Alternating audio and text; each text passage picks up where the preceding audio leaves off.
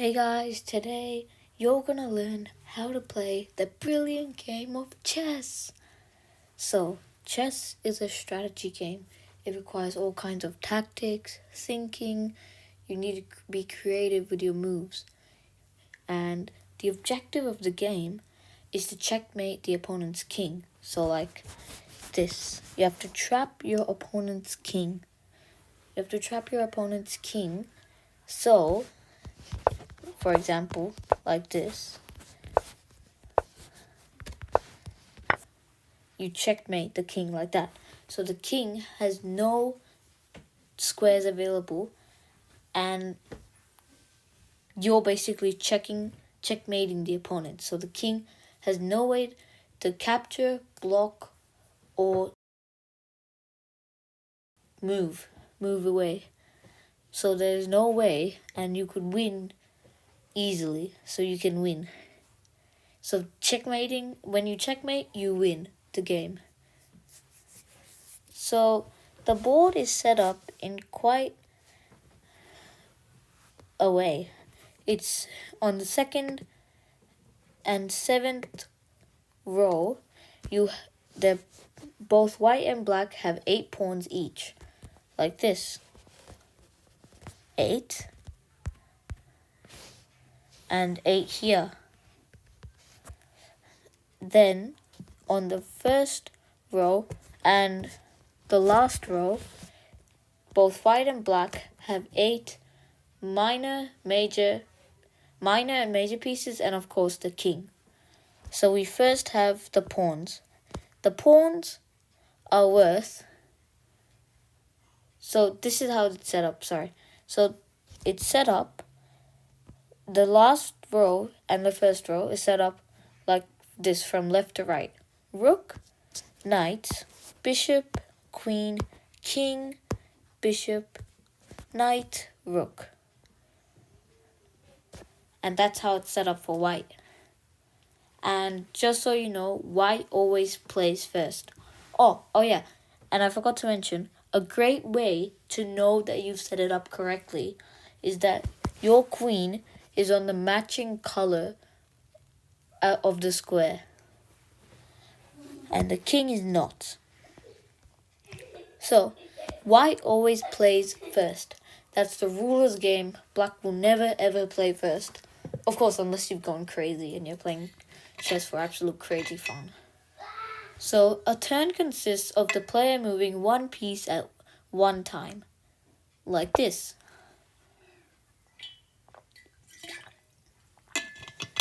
Players will alternate turns until the game is over, like this. They keep on changing who plays turns, and then, once the game is over, they stop. Squares cannot share pieces. For example, if I go here and then I go here, I cannot move my queen here. Two pieces cannot share a square. That's impossible. Pieces are captured if you move your piece correctly so that it can target that piece, for example, and it can see it, and then you move to that piece of square and capture it. Like this, or like this. So that piece needs to be in the piece you're taking it with lines of sight. Like the queen, it can see all the way to the pawn over here, and it can go onto that square and take it. Then we also have, so all the 6 pieces in the game are worth like this. First we have the pawn, which is worth the least. It's worth 1 point. It can go it goes 1 square forward each time, but unless it's at the start where it moves 2 squares, it can move 2 squares. Or like this. Or it can move 1 as well, like that. Then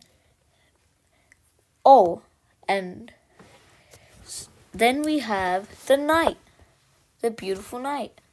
It moves in an L shape like this, or like that, or like this. when it has the opportunity to. And it's really useful in closed games where you have not many squares to go, so your bishops cannot move around that much. Like, I know this might be silly, but you've covered the entire board, so your bishops cannot move around, your pieces can't go over. However, the knight can jump over, like this, and capture. So it's really useful in closed games where there's not much maneuvering and it's very tense and closed, but it can move over. So that's how it's really, really useful. Then we have the bishop. Of course, it can't move right now, but now let me show you. It goes diagonal, and it goes on the same colored square for the entire game. So this is a dark squared bishop. It moves around on the same diagonal forever. Then, and just so you know, fun fact, the bishop and the knight are called the two minor pieces in chess. They're both worth 3 points each, but they both have the same they both have different advantages.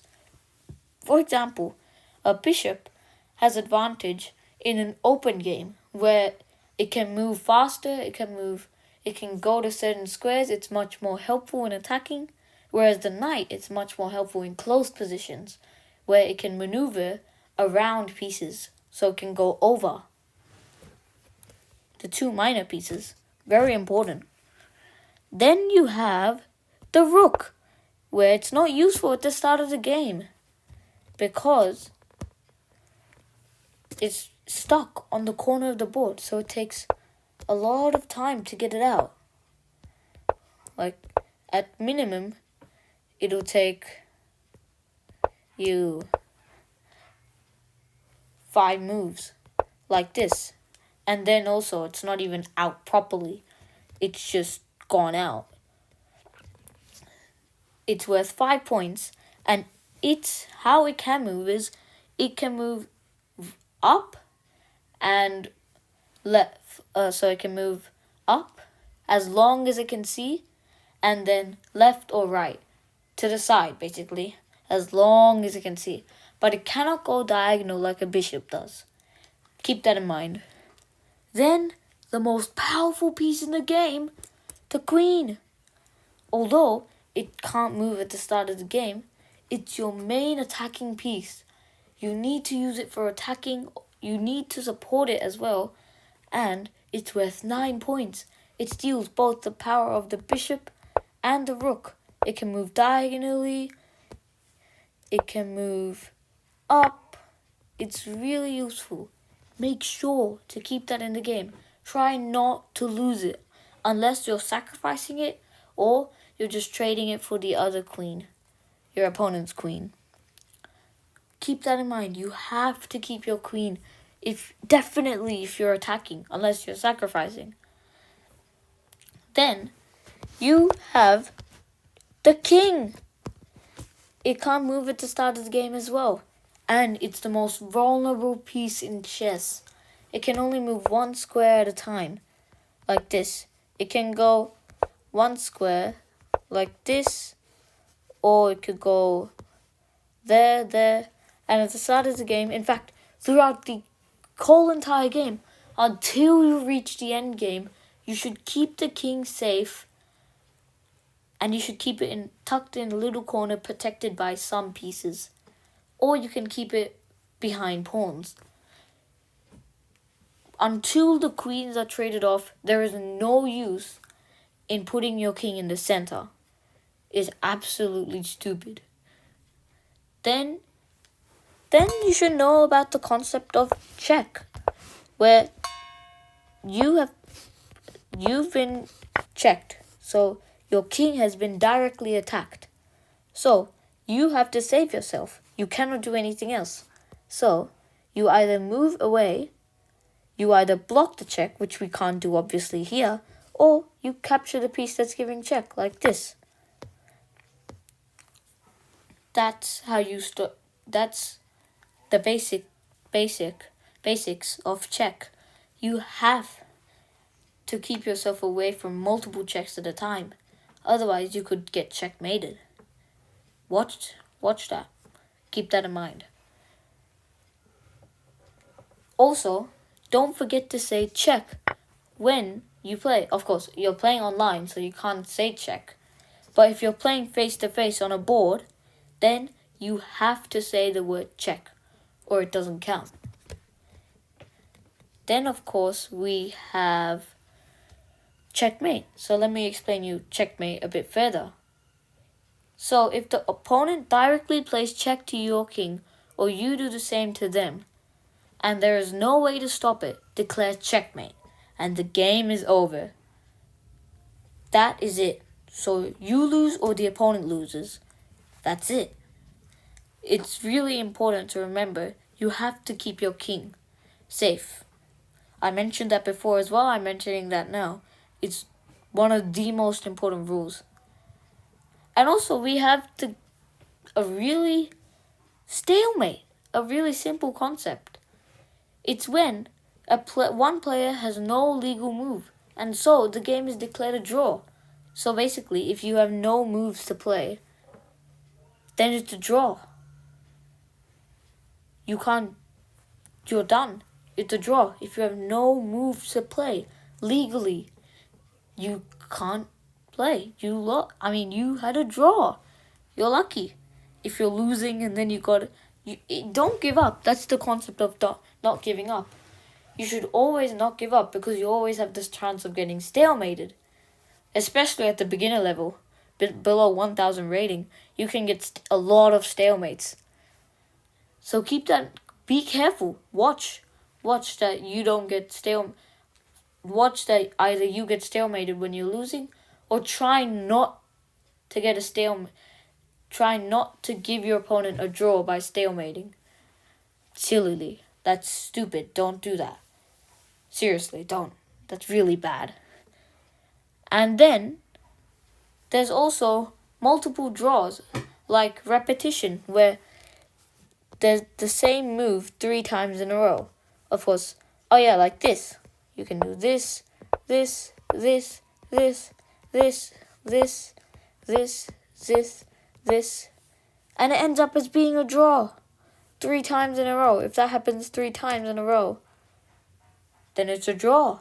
It's done. If you do the same move 3 times in a row, and your opponent does the same move 3 times in a row, so basically, if the same position occurs 3 times in a row, that's it. The game's over. It's a draw. That's important to remember. Don't do that. Then you also have a normal game where you've lost all your pieces. Your pawns, your knights, your bishops, your queen, your rook, all of them are gone. And same thing goes for your opponent, which means it's a draw. There's no way to win. You can't just shuffle your king around. Your king can't go right next to the king like this. That's impossible. That's not allowed. So, also, I'd like to show you some cool moves like this.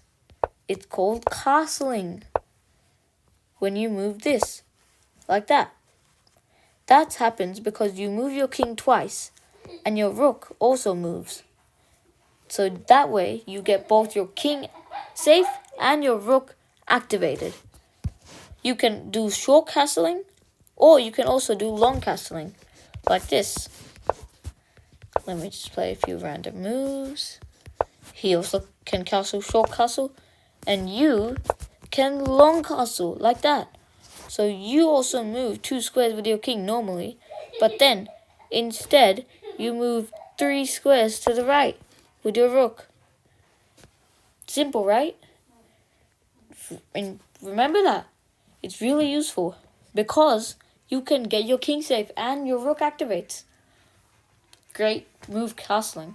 And there's also a really good rule called en passant, where if you do that and you move your pawn or your opponent, so you moved your pawn to the 5th rank, or they moved to the 4th rank, and they move their pawn right next to you, you can capture it like that. And they lose their pawn. It's a really cool rule, and it's super rare. Of course, if it's stupid where there's no advantage in doing that, then don't do it. Because it may be rare, it may be cool to do it, but you shouldn't. Because it's not that good. Alright? So try not to do that. And that's it. You just learn how to play the game, the ultimate strategic game of chess. I really hope you enjoyed this video, and I hope you learned how to play this fun game of chess. It's super unique. It has its own game, strategy, tactics. You should learn everything if you want to become a pro. So, thank you so much for watching. Thank you for staying throughout this entire video. Thank you so much. So make sure to subscribe, share this video, hit the like button, comment, and make sure to hit the notifications bell icon. I'm Medanta Gawal. I sincerely thank you for watching the entire video. See you next time.